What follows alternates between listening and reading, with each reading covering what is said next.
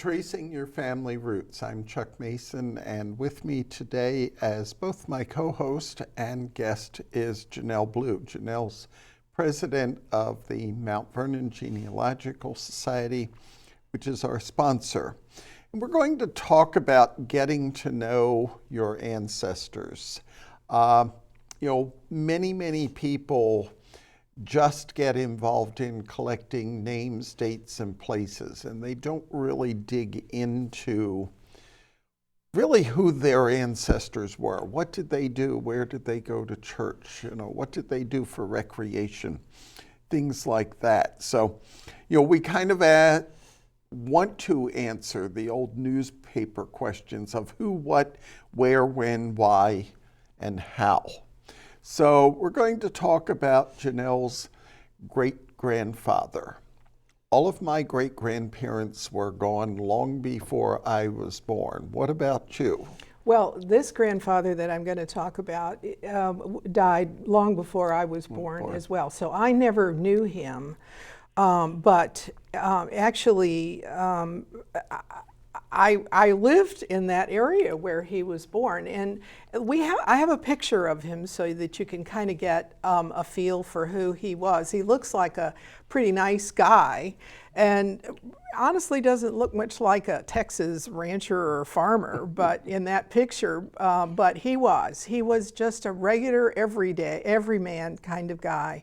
I have no more drops of royal blood than anybody else in the world, and I certainly have no statesmen or other people in my family, and yet everybody deserves knowing more about who their ancestors were, and it just brings them to life a little more. If you just have a vital record, you have a birth certificate and you have the name, the surnames, okay, you can fill out your family tree, but do you really know those people? Do you know what they went through or what life was like for them, or why they did the things that they did? What really motivated those people? And so that's one of the exciting things about genealogy. It's more than just going on Ancestry and getting those vital records. It's really getting to try to know more about how they lived their lives. Now, was he born in Texas? No. So he was. There.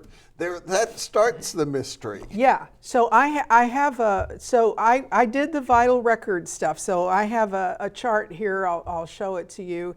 And it's basically, so Albert was born in Prussia in 1855. He was the only son of his family, and there was no record of their immigration, but they did come over in about 1855, and I know that because he and his sister always said that on the census, so that's how I know that.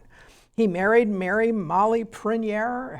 Her family came from France with the Castro colony to Texas much earlier, so she was actually born in Texas. Albert always lived in Texas. Remember, he was less than 1 year old when his family moved. So he really always lived in Texas, and he always lived exactly in the same place, or approximately in the same place. And I'll talk more about that in a minute.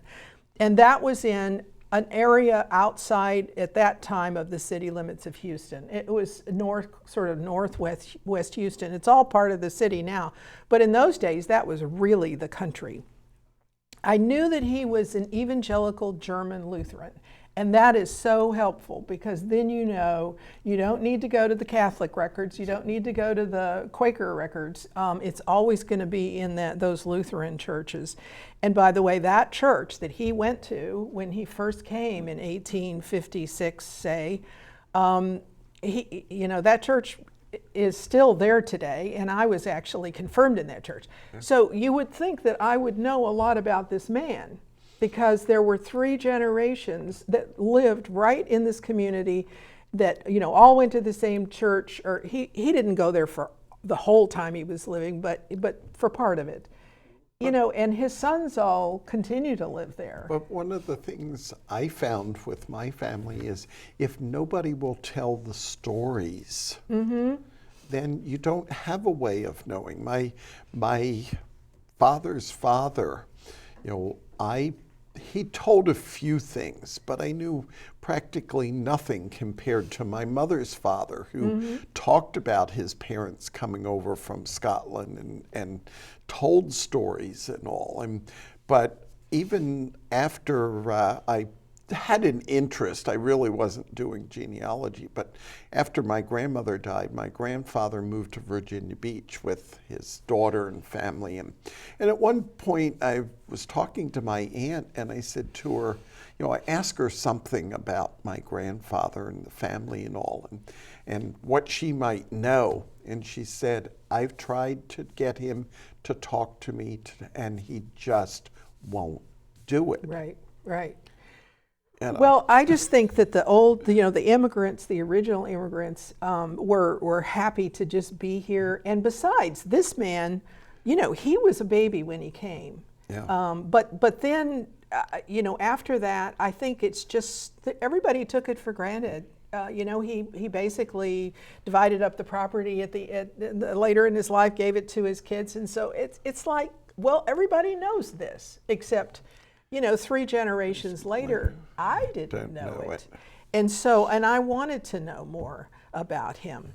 And so, in genealogy, it involves a lot of things besides vital records. I mean, think of the history that you probably want to know more about. What motivated Albert's dad to move them from Prussian-occupied Poland to Texas? And I've talked a little bit about Albert's father in a previous show that we did on his immigration. But let's think about this for a minute. They immigrated in 1855. And what was going on in Europe in 1848? There were revolutions all over the place. France, everybody was thinking, and in the German states were all starting to protest, and there were little revolutions within that. Those people wanted more democracy. And looking at some of the old Prussian records that involved the land that Albert's dad owned in Prussia, in this little town in Poland, my gosh, the bureaucracy and all the things that they had to go through. And I'm still trying to figure out, law, knowing the law of the times is really important too. I'm trying to just interpret these land records, and they're using terms that don't translate to today. And they probably don't translate to Black's Law Dictionary, which we have, which is based on British law. That's right. Yeah. And the Prussian laws changed all the time. And the rights of the people changed all the time. So let's just say that Albert's dad was a brick mason. And we all know that after a war, if you're on the losing side, the economy is not really great. Yeah. And so my guess is they weren't building anything after that. Times were hard. And there was news coming from across the pond that Texas was the Garden of Eden. And literally, if you read some of the Texas almanacs, you would think that was the most perfect place in the whole world to go. And in one of the almanacs, the editor is replying to a letter to the editor, and he says that there's a rumor that people die of sunstroke in Texas, and he said, more people die of sunstroke in New York City than they do in Texas, which of course is probably a fabrication.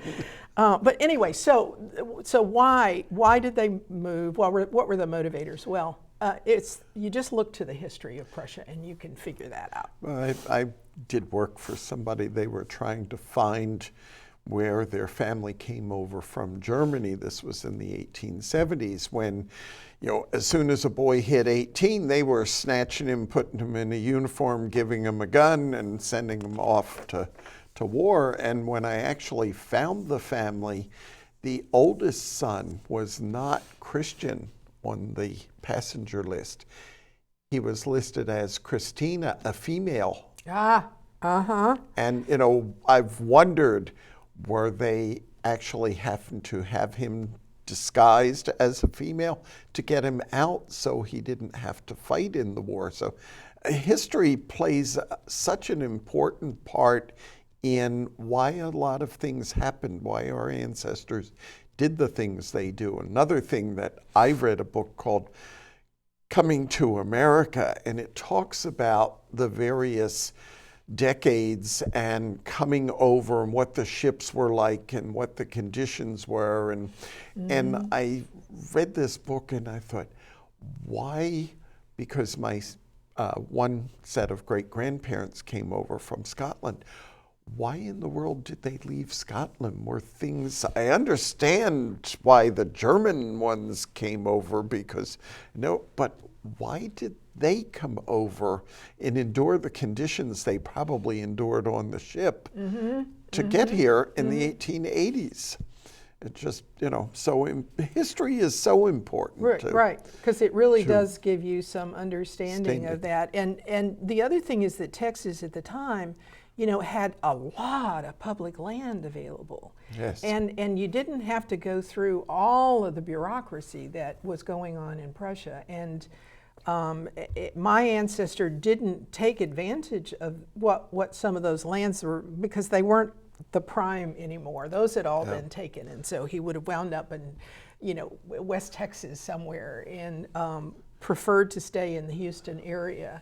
But nevertheless, that was an attractive idea, that there was spacious land, that it was cheap. And by the way, you're going to see in a minute how much land he was able to accumulate. Most people also traveled in groups of some sort when they immigrated. And Albert's family did, not with other family, but they had some neighbors that they came with. Yeah. And most of those all came to to Texas. Now, I have lost track of exactly, there's no ship's register. So I know they came in 1855, maybe 1856, so they might have landed in 1856. And I don't have any record of them between then and 2 years later. The first record I have is in 1858. At that time, though, Albert already has 75 acres of land. So that tells you that that it was good. Well, and I think it's not unusual for us to really, when they first arrive, find a whole lot of records for our ancestors because they're trying to get established, they're trying to kind of learn the lay of the land and all, and particularly out in the country.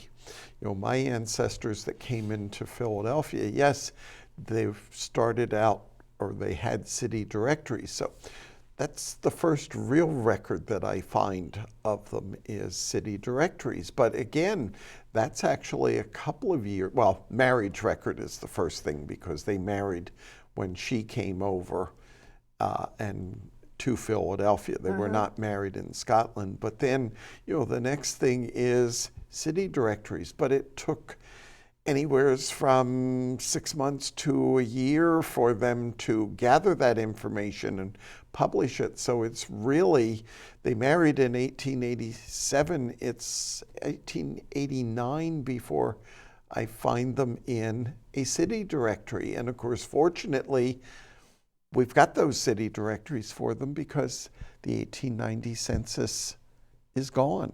Well, and that means that they lived in a city. Yes. These people didn't live in a city. So and there so, was no city you directory. have an even bigger problem in the country with people that end up in the country. I do want to correct myself on one thing. It was actually Albert's father who we saw the tax roll for, because Albert was still, a young guy then. So what did Albert do as an adult? How did he make a living? I know that he lived in the Harris County area, but if you look at a census and if you look at some other records, okay, it was never Houston because they weren't annexed then. It was Bear Creek. It was called Horsepen Bayou. It was called Hillendall. Well, I'm learning that those are just places. They were not post offices. Well, Hillendall was, but they were just known throughout the area. And so you're not going to be able to go to a census and find that. And by the way, I've had a hard time finding any kind of map that tells me the district, the jurisdiction district. What were the boundaries on that? So to match it with the census. I don't know if you've been able to do that in New Jersey. I've been fortunate because half the family was Philadelphia. The other half seemed to migrate not into big cities, but seemed to be in or close to cities. So when they were in the northern part of the state, they were right there, a suburb of Newark. So okay, so you saw a street address sometimes, probably. Yeah. And then when they moved down to Cumberland County, they were in South Vineland, which was actually Landis Township, but 3/4 of it surrounded the city of Vineland. So they start ending up, because they're close, being in directories and things. And they also ended up down in Millville, down the road a little bit, which was another city. Not huge cities, but still there were city type resources more than there would be down in Texas, where, the nearest neighbor might be miles and miles away. Right, exactly. So the census then, but it did give me some clues. It told me whether he rented or whether he owned property. And land really helps to describe a little bit about your ancestor. Did they own land? Did they rent land? That tells you right away a little bit. Yeah. And then who were the neighbors? And if you keep seeing those names consistently over time, and of course, since I grew up in an area that had been 4 generations of those people, I recognized the neighbors on those censuses. So that was really helpful for me. But the best part was the tax rolls. And there weren't that many. There was only like 20 years of them.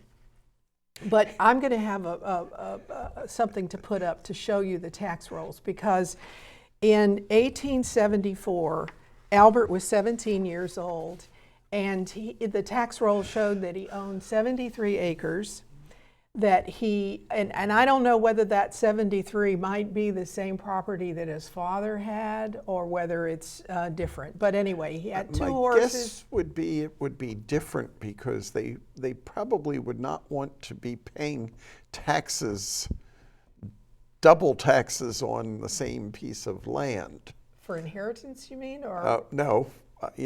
If he's showing 73 acres of land and paying taxes on it, he wouldn't want, or his father wouldn't want to be the owner of that land and showing it and being taxed on it too. So my thought is that his father actually sold that land that he owned, but then he gave him, he was his only son, so he had probably primogeniture kinds of things, even though we didn't really do that in the United States. But if you look at this, in 1882, he still had 75 acres. Looks like he picked up 1 here or there. But look what happened a few years later. He now has 639 acres of land. So what does that mean? Was he a farmer? I don't think he was a farmer. I never heard anything about farming. Now, there was, that area of Houston and that area of Harris County, there was cotton, there was sugar cane. You've probably all heard of Sugarland. And so there were those kinds of things that were going on. What about possibly cattle or horses? It doesn't show that on the tax thing. Thing. So what was he doing? Now, first of all, he had over 20 deeds. I went to the Harris County Court office, and that is where I was able to, now they have a lot on their website that you can go in and look for deeds. You usually need to know the numbers though, right? And how do you get those? And these were really old and they didn't have those. So I had to physically go to the courthouse, and they had this wonderful room with all the computers, and you plug in that surname and you look for about the time frame, and there all the deeds That's are. right. You can give those book page numbers volume numbers to the person at the desk, and you get yourself a copy of the deeds. I was overwhelmed with I thought, is this guy like a land trader? Is he, is that what he's doing? And of course, in those days, you're not developing land the way we do today. So what was he doing? Now, did you sit down with those deeds and map them out? Well, that's what I wanted to say, that there's a great app called Deed Mapper. Sure. Where you can go, and Texas is a meets and bounds state, so it's harder to do, but you can go in and begin to find the boundaries of that particular deed, and then go to Google Earth or some of the Google products and be able to overlay today where it is. Yes. And of course, now I know that Bear Creek and Horsepen Bayou and those areas are all pretty close to each other. And in fact, it was in some sort of a floodplain, because now there's just a dam there. And so I can't really say where they lived exactly now, except on a map. And yes, I do have that, and that was very interesting. I interviewed there are 3 grandchildren still alive. They're in their 90s. 2 of them had no clue. One told me the story that there were wild horses in that area, and that Albert would go out and wrangle those horses. He would take them to his property, and he would pasture them by the bayou, and that's how it got to be Horsepen Bayou. Okay. And then they would sell them. Now, that's a good story. I did go back to see if there really were wild horses around in that time, and my guess is there weren't that many anymore. So it might have been in the early days that he did some of that, but I still don't know for sure, what he did as a focused occupation. I think he was just one of those. He might have made money off of land. Oh, one thing, where did he get the money to buy all this property? Well, history comes into play again, because this was after the Civil War. And land got really cheap. Because the labor went away.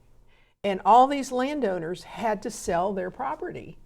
And so my grandfather must have had the resources to be able to pick up on that. The almanac said that some of the land was 1/10 of the value that it had been prior to the Civil War. So he could get it, for a song. Cheap. And of course, then hold on to it, and if he needed money, probably sell it off again and make money. Yeah, I went to the local historic society, and they had it's kind of a history of the area, so I know a lot more about that, and the fact that later on they were in the dairy business, and all of his sons, except for my grandfather, accepted the land that he gave him when he broke up all this, and they became dairy farmers. And none of it's all just developed now. Yeah. And unfortunately, my grandfather didn't keep his land, and so because he wanted to be a carpenter. Okay. So my family doesn't have the expensive property to sell that all of the other people in the family did. But I just want to sort of wrap this up. I think what I was trying to do was to point out that finding the land records, if they have them, and the tax records, if you have them. The tax records. New Jersey, they're almost non-existent. I got excited. I found in one county that they had, and these were published, they weren't even the originals, went through every township in the county is there, but the one township that my family was in. Of course. So tax records do exist in some places, and they're fantastic. In other places, they're almost non-existent. So you got a big plus having tax records down there. Even though Sharon Hodges and I both envy you. But it was only 20 years worth. Well, and then that's better than 0. So going to the Historic Society was another really important thing, though, because then I could understand a lot more of the history of how the area got developed and all of that. On my list is to go back to NARA. It's probably at NARA. To find out about the dam, when the government decided to take all that property and dam it, because my guess is there are records there that will tell me, how much they paid for it and how much they took. I made a list of all of the different resources that I use to basically support everything I've just told you, and if we can put that up, that would be great. And honestly, I don't know a whole lot more than what I just told you about my great-great-grandfather. I know he was very religious. I was told that by one of the sons. But outside of that, I mean, I so far haven't been able to find anything. And as I said before, he was an everyman. So it wasn't like he was in the newspapers all the time, But so let's just go through that list. So I did the vital records in Prussia, where I found the birth record of him and his siblings. I did church records in the U.S., which helped to find marriage records and other things. The immigration, I checked the immigration record. There was none that existed. The U.S. Census, I went from 50 years of U.S. Census, which really helped me. He had no will, but the deeds did have mention his children and how the thing was being divided up. So I did have that information. The state of Texas tax rolls, those 20 years. The deeds I mentioned, the city directory I did find, because he eventually moved to the city in his old age, and here he bought 40 lots where he only really needed one, and my guess is he did become a little bit of a developer at that point. So I did find him 1 year in the city directory, and that he said he was a carpenter then. Historical information from the local society, interviews with the living grandchildren, and thank goodness they all lived to be really in their 90s. Newspapers.com, there were like 2 articles that he had. He was naturalized, I did check on that. And finally, military records, he was never in the military. That's where I'm at. I would like to figure out if there's anything else to find that would help me, but my guess is that's as much as I'm going to learn about him. And unfortunately, we're out of time. But, this points out that you really have to dig beyond the vital records to really know our ancestors. Right. It's not something that you can sit in front of the computer, even though they advertise that you can, and everything is going to pop up. You really need to do research. It is nice to kind of put a personality of some